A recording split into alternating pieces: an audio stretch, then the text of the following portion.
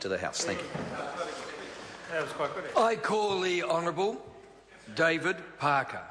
I was interested to hear the last speaker talking about change to fattening regimes in respect of the livestock herd scheme, and how a change to the fattening regime allows a change in the way in which livestock is accounted for tax purposes.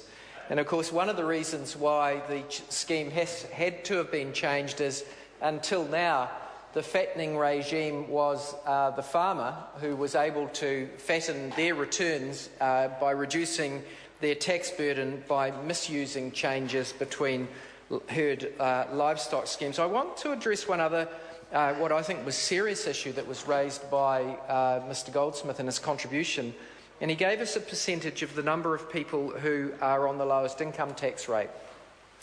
What he didn't say is that includes some of the wealthiest people in New Zealand who earn more economic income than low-income earners. David Cunliffe will be able to tell me the percentage of high-income earners that aren't on the highest marginal tax rate. Approximately, recently we had a report that approximately 60%... No, he didn't actually. I read the same article. Approximately 60% of the most wealthy people in New Zealand are not paying, or have not been paying, the highest marginal tax rate. And indeed, even the National Party answer to that was to actually drop the highest marginal tax rate. But even once we've done that, some of the wealthiest people in New Zealand mask their economic income as being capital income on capital account, which enables them not to include it as taxable income. So whilst they might have low taxable income in terms of the statutory definition of income found in our taxation legislation, they have a lot of economic income on capital account which is not taxable in New Zealand. I want to point out that this bill does nothing to address that. And I further want to emphasise what the OECD, one of the agencies that that advises the New Zealand government, said in respect of that.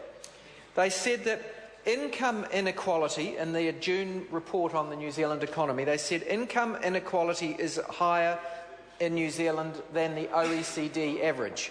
So already, in respect of income, inequality in New Zealand has reached the point that income inequality is worse than the average in the OECD. This is the New Zealand that we think of as being an egalitarian country has become less egalitarian than the average in the OECD. And then they say that this is partly because the system of taxes and transfers reduces inequality less than is in most OECD countries. That's another quote from their report. The system of taxes and transfers reduces inequality less than in most OECD countries. In other words, our tax system is less redistributive than most tax systems in the OECD.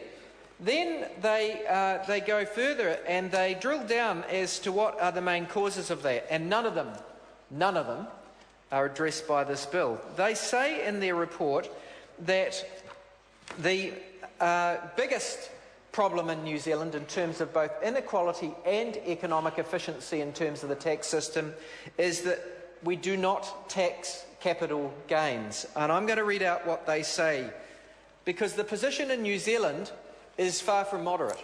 It is extreme.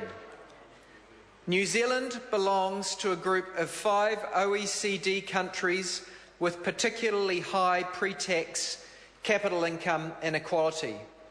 As much of this income, especially at the top levels, takes the form of capital gains, the lack of a capital gains tax in New Zealand exacerbates inequality by reducing the redistributive power of taxation. It also reinforces a bias towards speculative housing investments and undermines housing affordability, as argued in the 2011 survey. So the government in 2011 was told that one of the worst things with the New Zealand tax system is the fact that we do not tax capital income, unlike most OECD countries, and that as a consequence we are a less equal society and our economy is less efficient because people chase speculative land-based capital gains because of the tax bias. So 2011 survey told the government that. Here we are 2 years later, we're looking at another tax bill that could have addressed the issue, and it doesn't. Mr. Speaker, it is absolutely clear that one of the reasons why we have rising inequality, one of the reasons why we've got rampant house price inflation running in Auckland at the rate of 15% per annum, where first home buyers can't get a foot in the market increasingly, where home ownership rates are declining, where increasing numbers of houses are owned by the few, and increasing numbers of young New Zealanders especially cannot afford to buy one house, increasingly reliant on intergenerational wealth transfers, inheritances in order to buy a house, rather than being able to realistically save in order to buy a house. One of the reasons for that, and an important reason that would be easily fixed in New Zealand, would be to have a capital gains tax. Now, the National Party jump up and they say, oh, the only capital gains tax you can have is one that includes everything, including the primary home. Well, the Labour Party doesn't favour taxing the family home, and when we hear the National Party using that as an excuse, we ask, well, what do other countries do? And virtually every other country that has a capital gains tax or some sort of equivalent to that exempts in one way or another the primary home or gains from the primary home. So, Mr. Speaker, not only have we had the idiocy of that was in this original taxation bill, the car park tax, and the other mistakes that David Cunliffe has capably addressed tonight that doesn't address this fundamental flaw in our tax system. Neither does it fix the fact that under a recent tax bill, the government increased petrol tax beyond that needed to be funding roading.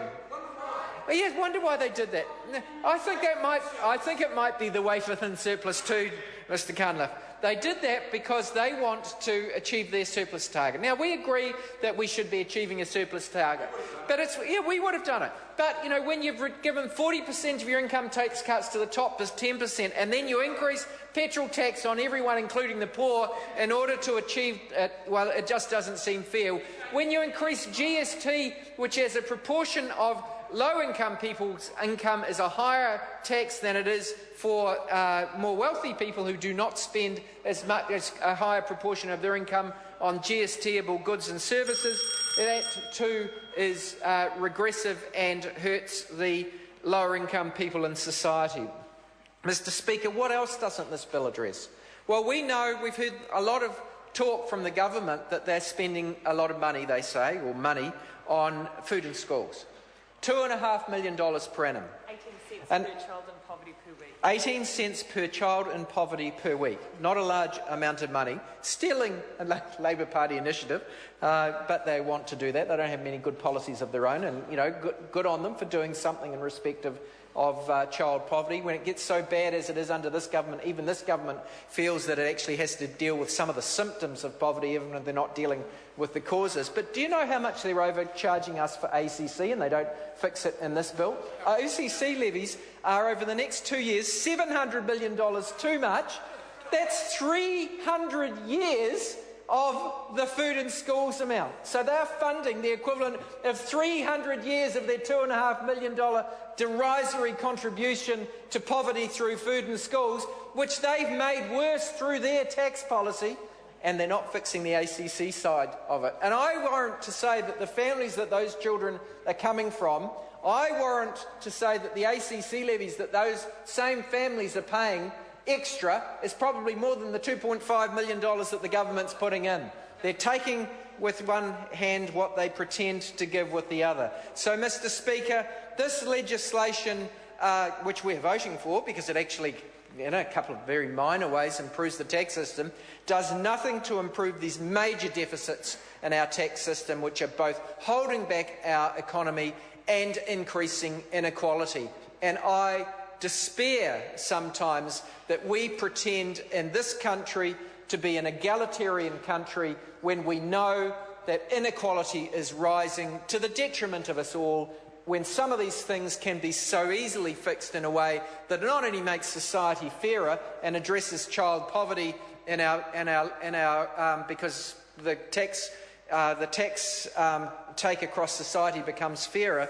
Not only that, it makes the economy go better, and I can't understand why the government is not willing to do these things that will make us grow better. Thank you.